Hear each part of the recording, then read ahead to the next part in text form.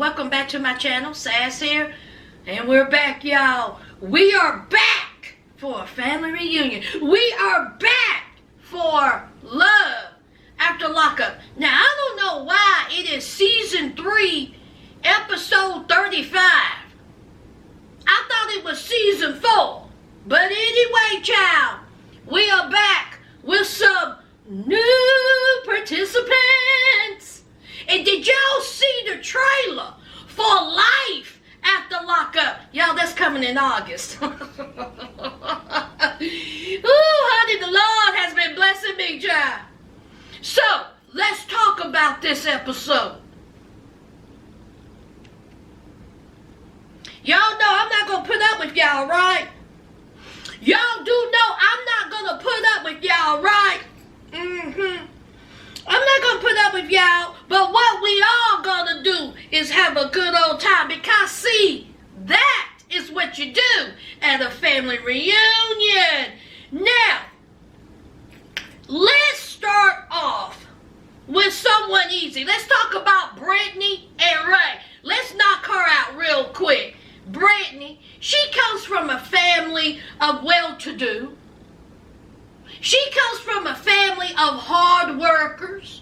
She comes from a family that would like for you to, date or marry a doctor, a lawyer, engineer, someone with a little substance to them. Brittany said, nah, I don't think so. So Brittany was on Facebook, child, one day. And she had a mutual friend, and that mutual friend was a mutual friend of Ray. So he slid into her DMs from prison. So you can do all this social media and chatting from prison? I guess, child. So they start talking, and he was up front. He said, listen, okay, I'm a little hemmed up right now. I mean, if you're looking for a date, that's going to have to happen about 18, 19 months. So he sent her a video chat, literally of a video of him posing up against a white wall, honey, in his prison gear, and he was chilling, wasn't he? He was like this. She was like, now, that don't look like no wall. That didn't look like something outside of a street. Now, where you at? Is that prison walls? Yes, Brittany, it was. Do you think that deterred her? Oh, no, honey. She said, I'm in it. Now, they've been talking for 9 months. She head over heels in love with Ray. Why is Ray in prison, y'all? Well, Ray, he's a street pharmacist. Shout out to Tupac. Honey, he a whole street pharmacist. He done got caught up, and now he in prison. She says that she wants to be married. She's 33 years old, and she feels like it's time for her to be married. Girl, why are you rushing? You are young. But it ain't my business. She said that Ray is her man. That she's in the store trying to get some sexy things when he gets out of said prison. She want her some, little nice stuff. She ain't trying to wear no panties because, see, she trying to wear those coochie cutters, those booty shorts. Now, her homegirls come in, they talking about it. They're like, I see you getting ready, but what your family say about this? Because your family don't play. She said, my family don't know. Brittany said, Etsy on the no stay of the prisoner, Etsy. She said, what my family don't know won't hurt them. There ain't no need in telling them that she's been in a relationship with this guy for 9 months. Ain't told her family nothing. Because she says to her family, judgy, it's going to be like, I know you ain't with no prisoner. We didn't raise you to be with a prisoner. We raised you to be with somebody that has some substance about themselves.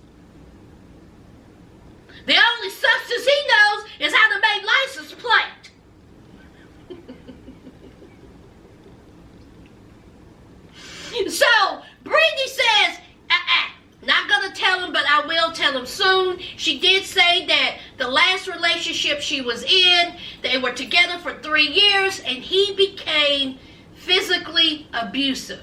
And she said, I had to let him go. She also said that he went upside her head, she called the police, and he went to jail.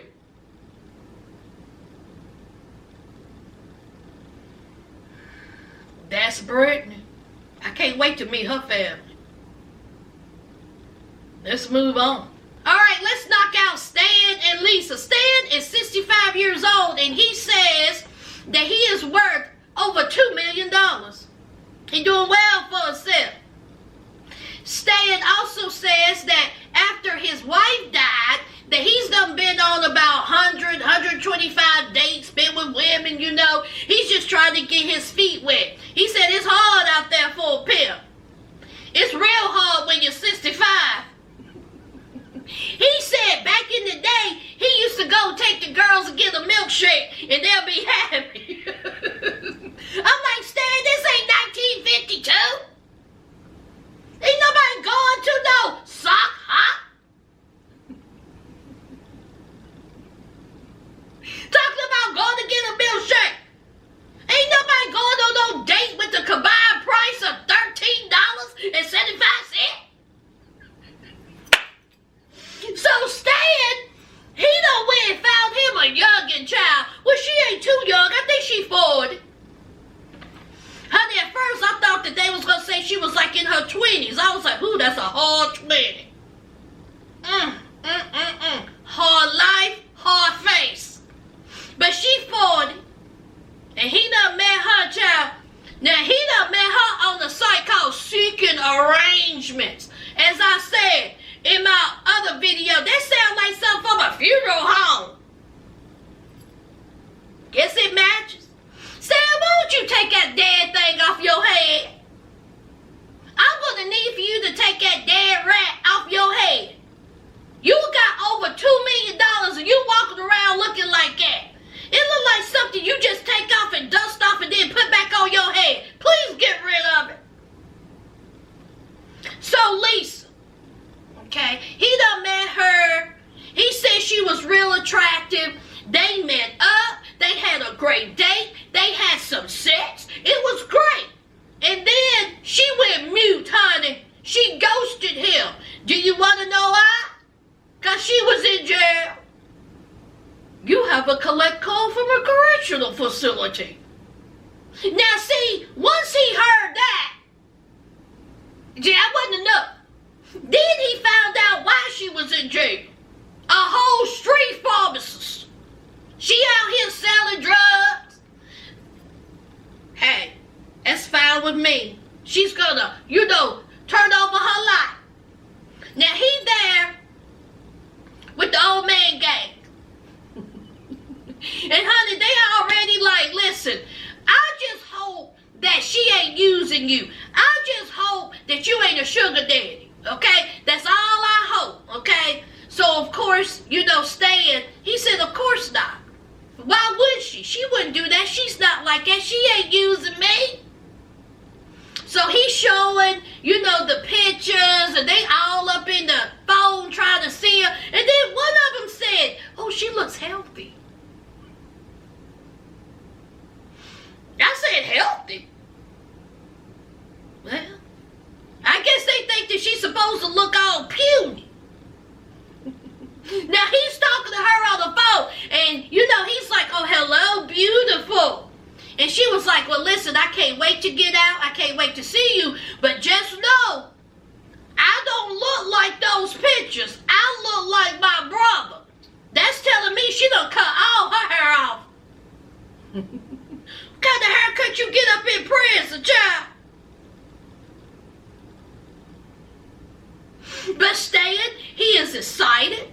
He says that he hopes that it works out between those two. He says that he's only spent $5,000 on her. Wow, that's it? You got the most money and you done spent the less. We got people up here that's done spent $20,000, $30,000. I'll get to them in a minute. Let's see what Stan and Lisa a breeze. Let's move on. Let's talk about Correctional Officer Courtney and Josh. Now, Courtney, she says that she was a correctional lieutenant, same prison as Josh. And she came across his cell. She was cleaning out his cell or looking through his stuff, I don't know. And she come across some of his writings, and it touched her so much that this is somebody she needs to know, that this is somebody that she needs to get with, that this is somebody that she should risk her job for. Whatever Josh wrote changed her life. She said that he was writing about his woe me's, about being abandoned and lonely and all this. I guess Courtney felt the same way, child, because, honey, she felt some type of way. She felt a closeness to him. So what she do? Well, she started seeing him, even though she knew it was against the rules for a correctional officer to start dating an inmate who has been in there for 11 years. 11 years! My God, today. Now, this is her third marriage. She's 30, and she says that she just want to be in a relationship. She want to be married. She want to be loved. And guess what? They're married. Her and Josh is married. They are husband and wife. She said that when they found out that she was out there seeing an inmate, she got fired. But it took 8 weeks. Now let me ask y'all something, friends. Did they transfer him to another prison? Or was she still seeing him? Because she said that she was changing up her wigs. I know good and well her co-workers knew what she looked like. Changing up wigs or not. Courtney, were y'all in the same prison and you were changing up wigs, visiting him at your old job, or was he transferred to a new prison? Because I need to know. Because if he wasn't transferred and you were still seeing him in your job, honey, your co-workers done. Real done. So she got fired, okay? Because, see, it's against the law to date an inmate while being a correctional officer. So she had to do 60 days, child. And she got 2 years probation. Good God Almighty. Courtney, is it worth it, girl? Is it worth it? Courtney said that's the love of my life right there. Courtney also said that she has spent $20,000 to $25,000 on Josh. She says that her water heater busted. Didn't even have hot water. But she sacrificed that just so Josh could eat. Just so Josh could eat his oodles and noodles. His Debbie cakes, honey. His bag of chips. She taking cold showers so he could eat. So she could talk to my phone. Girl, you done lost your mind. So it's time for him to get out. But he cannot parole at her house because she is on probation. And she was like, you know, that ain't even right. That ain't even cool. We married. It ain't right. But honey, this is what happens when you break the law yourself. So she's upset about that. Well, it's time for Josh to get out. Her homegirl has to go with her because she cannot go on prison grounds because she's on probation. Child, this is a hot mess. So her homegirl drops her off. And she has a dill pickle outfit because of some meme. And they both laugh at it. So here we have a woman who had been dropped off at an abandoned parking lot. She's hiding behind a barrier wearing a pickle outfit, waiting on her man to get out of prison after 11 years.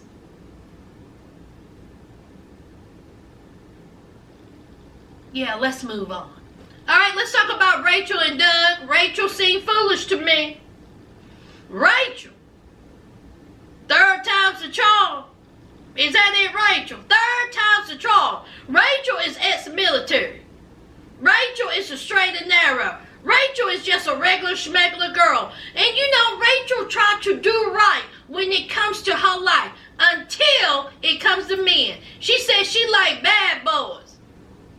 She said that she likes to look up men in the prison system. She come across Doug. Honey, she said Doug was looking all kinds of good. 6'5", built, honey, tattoos, honey. And she was like, let's get to know Doug. See, Doug like 2 B's, honey. Blowjobs and baloney. I never thought I would ever say those words. Did y'all see that 50 pounds of bologna she had up in that refrigerator? Honey, that welfare bologna, honey. Honey, she got cut that with a chainsaw. I said, no. But see, that's what he likes. Non-alcoholic beverage, bologna, and the BJs. Her homeboy and her homegirl was there. And they're like, this is going to be a hot mess. This is not going to work. This is going to be terrible. We're saying it right now. Rachel says that Doug is controlling. But while she's saying these things about Doug, how controlling he is, how bossy he is, she says, I find it cute. They call it sexy. Ain't that what they call it? I find it cute. Girl, that's what you find cute. Now Rachel is raising his son, Dougie. Rachel is raising that boy. Now Dougie, honey, he says, just leave me alone. You just leave me alone. So Doug the daddy is like, listen, okay, you are too soft on him. You too soft on him. Of course he's going to do things and try to get by with things because you let him do things. See, this is what Daddy Doug is saying from prison to Rachel. My God, today. It's cute. He's cute. He's got sexy. Girl, you in for a rude awakening. So she's having a conversation with Dougie, the son. It was a cute conversation. Dougie, the son, said, listen, when I see my daddy, I'm going to punch him right there in his face. I'm going to punch him. I'm going to hit him. And then I'm going to give him a hug. Because, see, that's my daddy. And, see, I'm pretty sure this is not Dougie's first rodeo. Honey, the son Dougie know what's up with that daddy. And so does Rachel.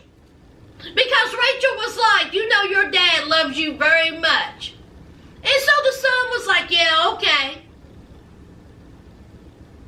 We shall see.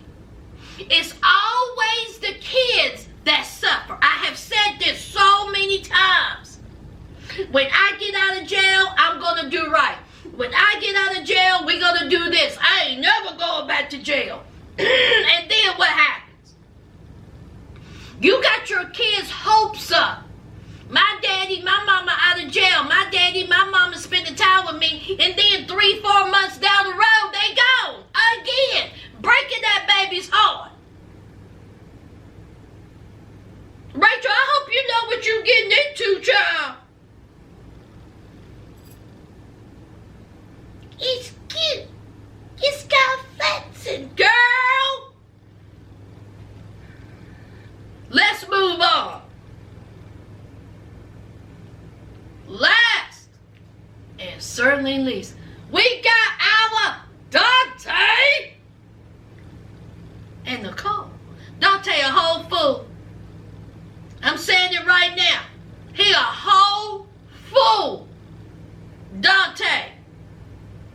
make good money though. Dante said he make $24 an hour. I ain't mad at it, Dante. But see, the thing about it is, you might as well take that $24 an hour and take it and run it in between your legs and then flush.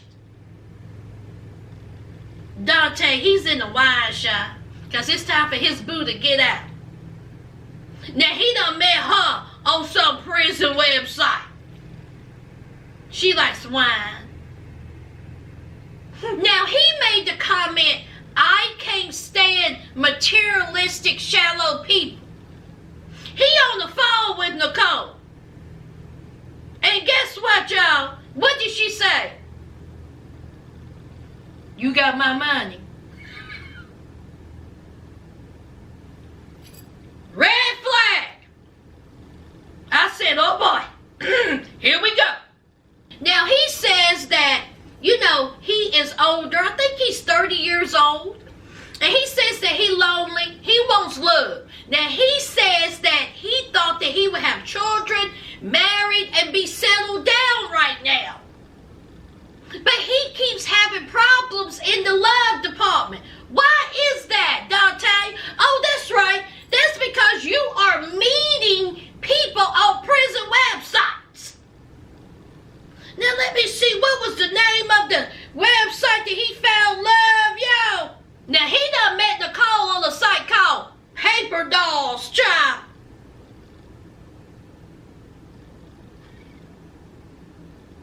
Paper dolls.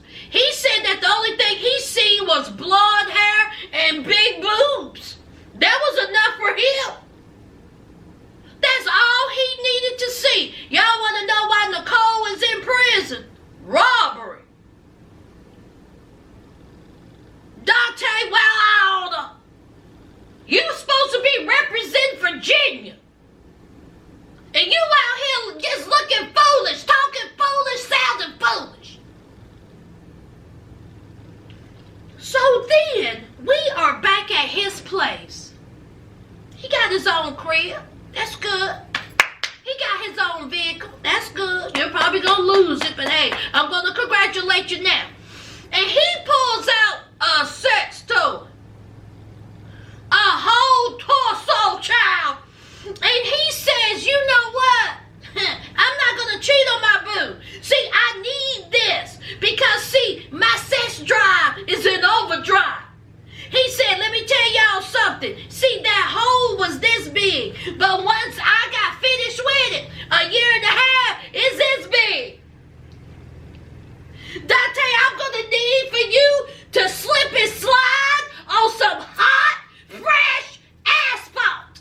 I know you done lost your mind. And you know your mama watching this. Then he had the nerve to take that sex toy and put it in the dishwasher. He put it in the dishwasher amongst the spoons and the forks and the cups and the plates. I don't want to hear it talking about, well, at least he's keeping it clean. Take that mess out there and run it through a water hose. Put that thing in the dishwasher with your nasty self. So his homeboy come over, Derek. Hey, Derek. Hey, Derek. How you? So Derek was spitting all kinds of facts. Derek said, now my friend is a complete dumbass. He done lost his ever-loving mind. So he goes into the house, and of course Nicole needs things. He got stuff sprawled out all over the bed. $3,000 worth of stuff. Then he had $1,000 in cash. Dante, well, she needs to go shopping. Derek said, you done lost your mind. You ain't got no money for this. She needs things. She needs to go shopping. Dante, shut up. Dante's trying to, say, listen here. I make $24 an hour. We good. Is that right, Dante? You good. Because, see, your homeboy said, yeah, you make $24 an hour, but but you spending 20 of it and you getting full. Then Derek, honey, he said, you done bought you a white girl.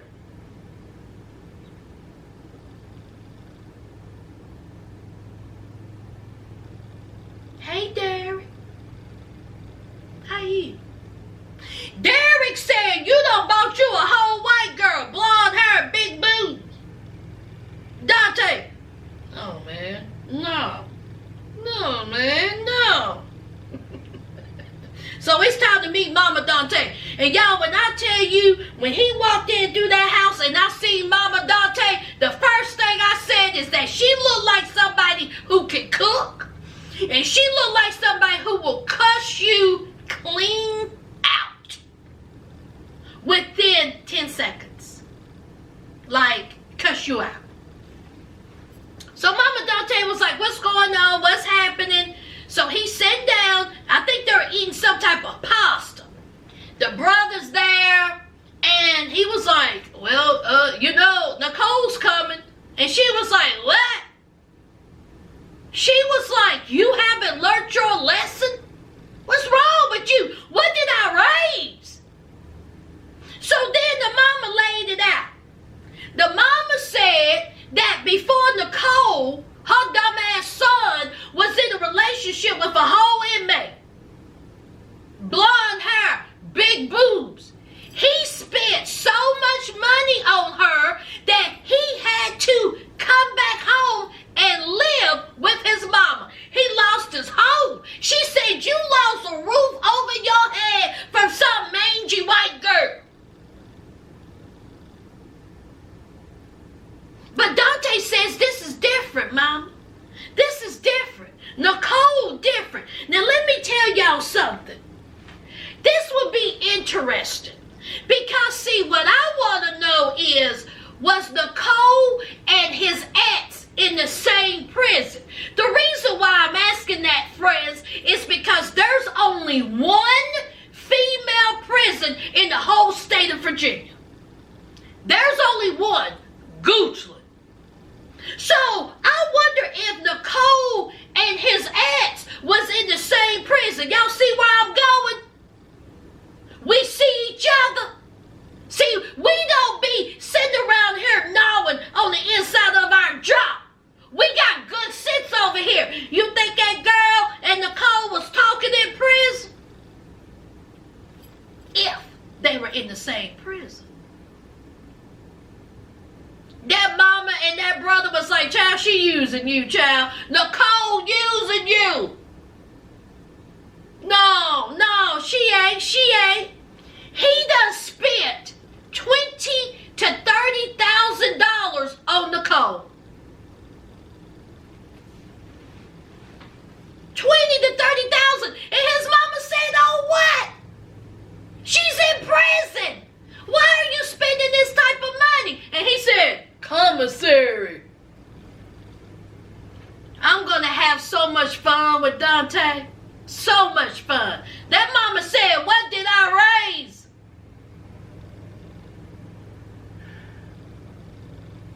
That's it, y'all. Y'all know what to do. Don't forget to hit that like, comment, and subscribe. And until next time, friends.